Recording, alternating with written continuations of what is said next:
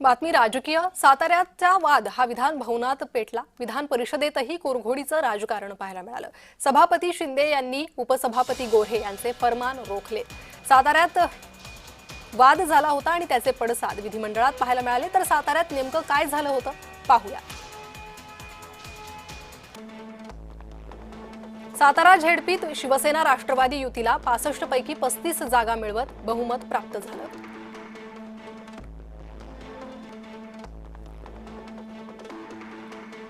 27 जागांसह भाजप सर्वात मोठा पक्ष म्हणून समोर आला।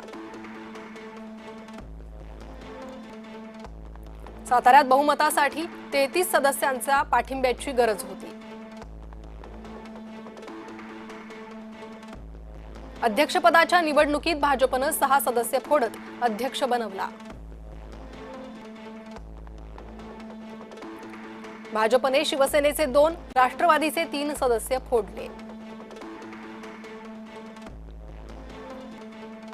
भाजपनं एका अपक्षाचाही पाठिंबा मिळवत अध्यक्षपदाची निवडणूक जिंकली।